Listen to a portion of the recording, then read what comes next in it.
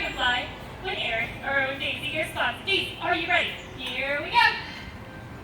Great catch, just like that. Awesome. Do I have a young ball? Who'd like to try that young ball? Okay, you in the minion shirt. Come on. I'm going to toss this grape up. You're going to fly up and catch it. Yes. I'm just pulling. What's your name? Riley, go ahead. Come right over here. Stand right here on this grape. Face your new adoring fans. Everyone, this is Riley. Very brave. Here's a grape for you, sweetheart. On the count of 3, you're going to toss that grape straight up over your head just like I did, okay? All right, Daisy, you wait right here for me, Riley. Riley's got a nice, big, juicy grape for you. Now, in the wilds of Africa, these birds do tend to live in groups. All right, here we go, Riley. Are you ready? The count of 3. 1, 2, 3. Great toss! Wow! Amazing catch! Let's give Riley a nice round of applause. You did great, sweetheart. Guys, I gotta tell you, that is exactly why there are no more flying grapes in the forests of Africa. Yeah, they don't stand a chance of birds like Daisy flying around. Daisy, you did a fantastic job. You can stay in the back right where you are. You did such an excellent job. Now, here at Memphis Zoo Takes Flight, we like to feature birds doing natural behaviors. These are behaviors you actually see these birds doing out there in the wild, and they help demonstrate all the roles they play in keeping this earth a nice, healthy, clean, beautiful place for all of us to live in. Right, John? Yeah, absolutely. So we actually have a pretty cool predator. You want to bring out a predator? You want to bring a predator? Yeah. Out here? Yeah, out here. With all these people? With all these people. Why am I going to that? Okay, Rebecca's running away. But hi guys, we're actually going to travel down to the grasslands of South America to meet this really cool predator. But for this, we're actually need the help of a prop. Have you guys seen a little rubber alligator? Have you seen that one? Oh, somebody's pointing over here. Oh, right here! Okay, I see it. Alright, we're all good. So we're going to picture that this rubber alligator is a real-life lizard, but he's basking in the sunshine down in South America, minding his own business, not a care in the world. But along comes Sluggo, our black-legged Seriama. Now, Sluggo spots this little lizard out in the wild. Now, she's going to sneak up on her prey really, really stealthily. You don't want to disturb that lizard, right? You got to sneak up on your prey. Sneak up really, really slowly. Really slowly. You know, these birds have really long legs. That helps them to spot those lizards out in the grasslands. And look at that, there she is. All right, she's sneaking up very quietly with those really long black legs. Hence the name black-legged Seriama. And Sluggo. Your prey's over that way. Now these birds, they are pretty cool. They actually make a very loud vocalization. Right over here, sweetheart. You can't miss it. Right over here. So these little rubber lizards out in the wild, they grab them, they pulverize them just like that. Oh my goodness. Now this is a natural behavior. It helps to break up the bones, makes them nice and squishy, so that Sluggo can swallow them in one big juicy gulp. All right, what do you think? Sometimes they find a nice rock. Beautiful, just like that. We'll rescue our little lizard, and we'll send Sluggo right back into the grasslands in South America. There we go, like a trained bird. There she goes. Sluggo, our black-legged Seriama. Thank you. Pretty cool, right? And Absolutely. yeah, fantastic. What were you going to say about that Yes, lizard? you don't have to worry about this little lizard, Rebecca, because this rubber alligator, we're going to take him in the back and get some Gatorade. You know what? He's made out of rubber, so I'm sure he'll just bounce right back. Don't worry, guys. Those are just throwaway jokes. Okay, good, Daniel. We are going to be moving on to some other really cool predators. This next one is fun, and this is going to simulate a bird in flight, and our hero is called Mason. See some flying around, so keep your eyes on John. Here comes Mason. There goes the bird. Oh! Right over the top. Catches it with his feet, just like that. Great job, Mason. Now you find these hares have fit you in the desert southwest portion of the United States, places like Texas, Arizona, New Mexico. Great places to find birds, just like Mason. This is not good. Okay. All right. I thought that, can you get the rat right there? Thank you. Can you grab those rats? Okay. We do have trained rats in our show, but we do not let them out when we have our hawks flying around. So let's make sure they're secure. Do you still have items on Mason, John? Yeah, he's right up there. Clearly, we're just winging it here at the bird show. Okay. Never a dull moment, but there he is. There he is. Okay. We're moving right along. Real life birds, real life animal shows. That's the first time that's ever happened. So anyways, this is Mason, Harris Talk. And let's get him nice and secure in the back, because we still probably have rats running around. Not the kind of interaction that we like to show here on the Memphis Zoo Takes Flight stage. Okay, there goes Mason. We're going to keep him in the back. I think that's the fastest I've ever moved on a stage. That's for sure. Okay. Yeah, well, how about we move to a bird that maybe doesn't act or doesn't hunt such lively prey? Yeah, how about we move on? Yeah, yes, that sounds good. let's do something that's a little less. So we have a lot of cool hunters, just like Mason. My goodness, that was a very interesting demonstration. But our next bird hunts prey that's just a little bit slower. And they're great little scavengers out in the wild. They're called black vultures, and our guy, his name is Boyd. And you can actually find black vultures just like him. You can find them right here in Tennessee. And now our guy, he's going to be joining us from right over that way. Keep your eyes peeled, because here comes Boyd. Here he is. Now, vultures, just like people, are pretty cool, because out in the wild, they're not going to be eating rats. They're actually eating carrion, so things that have died out in the wild. And by eating all that gross dead stuff, they actually help to keep the earth a much cleaner place for all different species. So vultures, just like him, they are nature's recyclers, and we love having them around. Now, black vultures, they have that bald head and neck, and that helps to keep their head clean and free of any of that really gross carrying, all that stuff that's died out in the wild. All right, he's grabbing his last couple of goodies. And we'll see you later, Boyd. You rock, bud. We'll see you all the way in the back. There he goes, back into Tennessee in a blur of feathers. Boyd, our black vulture. Yes, we are reading a flash, right? Flash, yes. Gone in the flash. Which is good. Because the next word we're going to bring you probably wouldn't want to be on stage, but she is another kind of scavenger, but she looks a little bit different than Boyd. You'll notice at the base of her neck, she actually has a beautiful white ruff of feathers.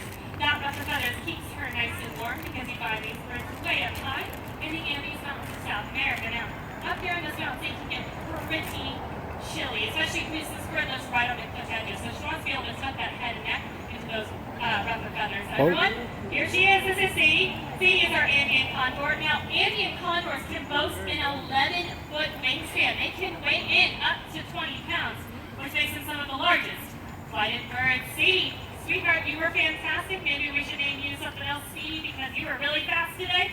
We'll see you later. That was C. Our Andean condor. I think we should name her the Flash. My goodness, she's like, out of here. Scavengers are moving really speedy. Wait, sure. Well, what do you want to do next?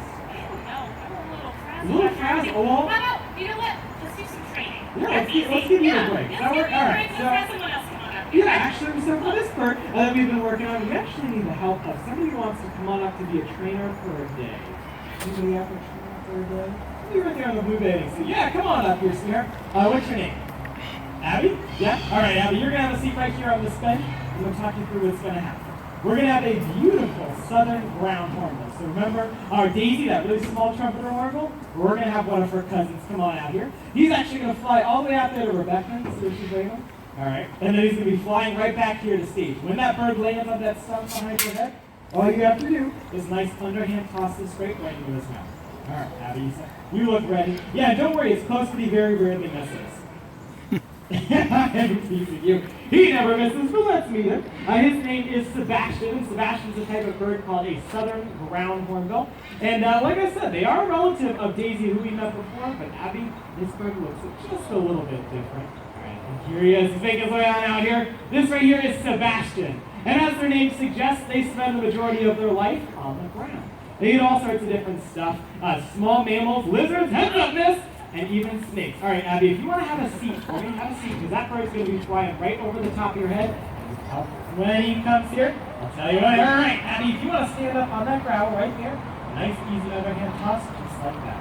All right, beautiful, look at that. How about it for Abby? She was fantastic. Yeah, now ground hornbills just like him, they've got that gorgeous 5-foot wingspan, but they also have those pretty cool eyelashes, right? And those help to protect their eyes from any dirt and debris, just like ours do. We'll see you later, Sebastian. Sebastian, our southern ground hornbill. Pretty cool. Awesome. Yeah, absolutely. Yeah, we have lots of African birds, I feel like. We do have lots of African birds. That's because Africa's a really big place. They put all those different climates over there. Yeah. Do you want to show off another African bird? Yeah, let's look at another African bird. And you know what? We did some training, and I got to take a little break after my near heart attack that I just had. So, let's look at another cool scavenger. Scavengers, I got to tell you, I'll be honest, they're my absolute favorite birds. So this next scavenger just isn't eating that stuff. This next scavenger will pretty much eat everything he finds, which makes him really successful out there in the wild. But sometimes he'll find a little bit more than he can eat in one setting.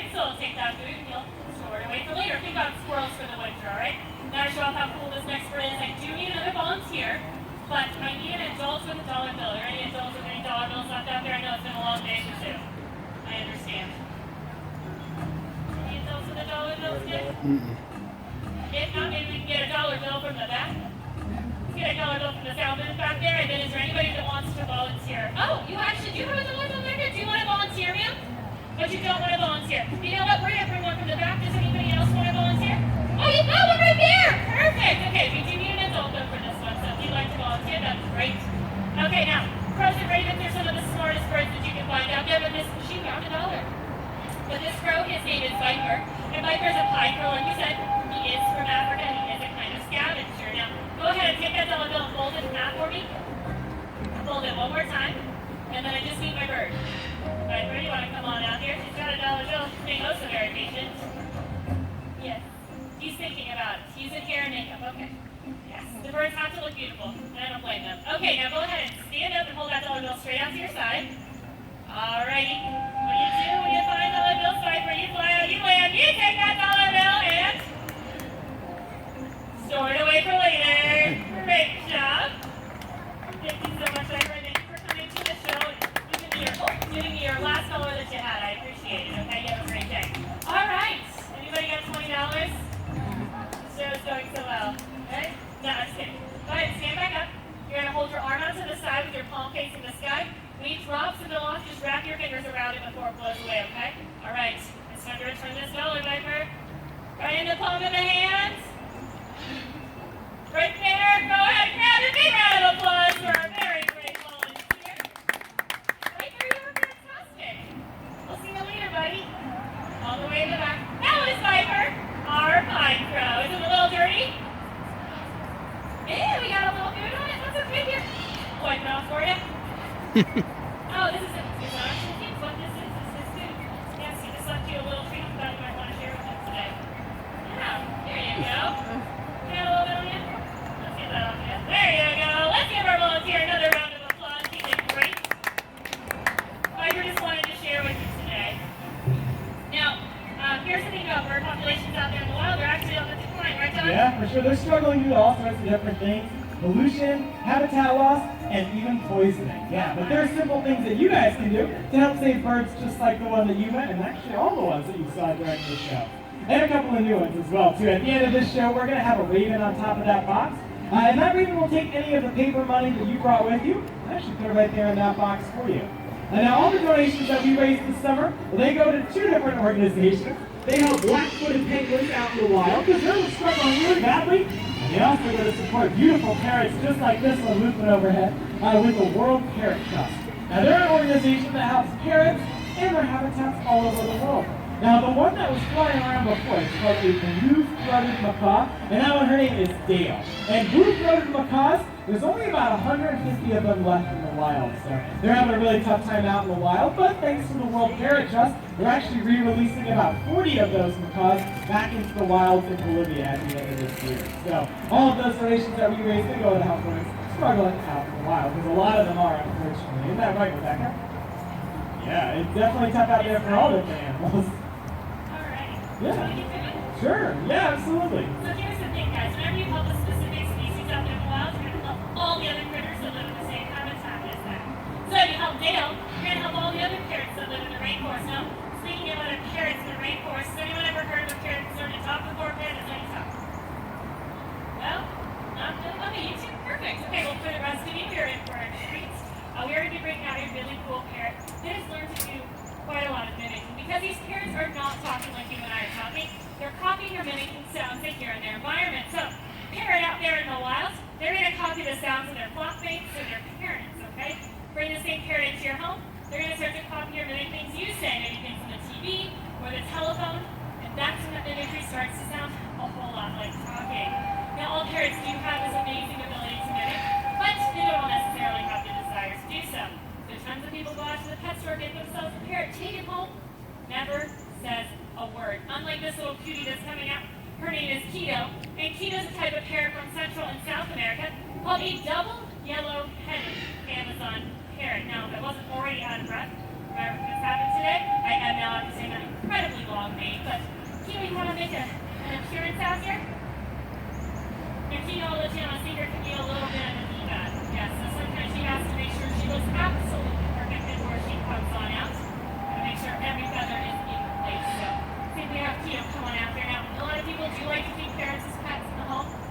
of people see our parrots up here on stage and ask when they want to go to the pet store to get themselves a parrot.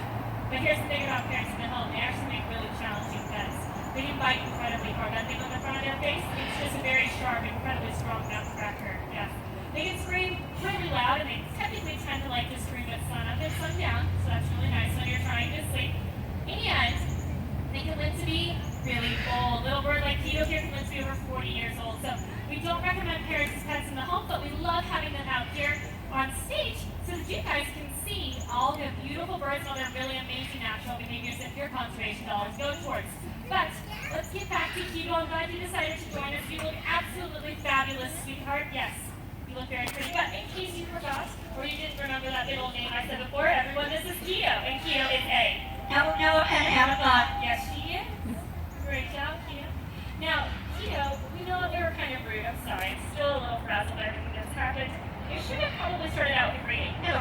Hello. That is a tiny, tiny little hello. But if you guys are very lucky, Tito here might give you a great big kiss.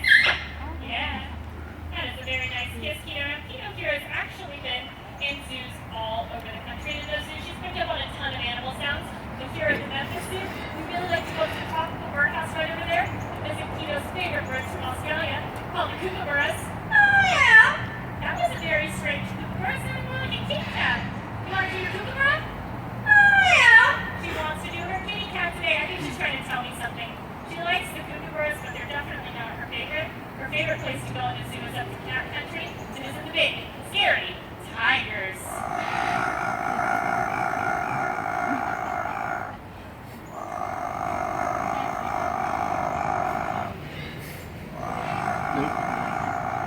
Whew, that was a very scary tiger, Tito. Scaring everybody. It's a good thing that they know that you've got that calm little kitty cat in you as well. But you know what, guys? I think the favorite thing you're going to hear today is the song that Tito's learned to sing for everybody. So, you guys want to hear her sing? Yeah. Tito, we'd like to hear you sing this afternoon. Are you ready to sing? You ready? Maybe? Okay, here we go. That is a very quiet song. Oh, we have to do this first. Here's the other thing about little parrots like this in the home. They actually do that about every 15 minutes. Yes, that is a lot of Tito all over your house. So, another reason they don't make really great pets. But you know what? Tito, you want to come over here and sing your song for everybody? Are you ready? Here you go. You ready to go? Okay, here we go. Let's sing. Nope. Not this afternoon, looks like. Would you like to give everybody a kiss? A nice big kiss? Okay. Let's get her back on track. We're doing what's called a little bit of behavioral momentum. Start with some easy things and ask her to sing. Baby, get you ready to sing? Okay, here we go. Not this afternoon. All right, that's for tomorrow when she sings Old MacDonald. We're going to give her a ton of treats so that she remembers, hey, when I do sing it, I get a ton of treats. When I don't sing it, I still get all my food, but I don't get as many amazing treats. And for Tito, that's peanuts. So you're going to have to hold off on that peanut until a little bit later. But Tito, you did a pretty good job. All the birds in the show today did a great job. And you know what? I'd like to thank our sponsor, Kroger, for having us out here today. And I'd love to thank all of you for coming out and sharing this very interesting show that we had this afternoon. So how about we try something really fun? How about we try a round of applause for all of the birds today? Yeah! Tito's excited about that part. Once again, we're going to be joined by our pair of blue and gold macaws. Their names are Flora and Winchester. They're flying all over the place. Somewhere. Yeah, and then we're also going to have maybe some chickens over that way, but if not, we'll have that raven down there with Rebecca. So come on out, say hello, take any pictures. Otherwise, Enjoy the rest of your day here at the zoo, right? Yeah. Bye, everybody. Have a great day. bye.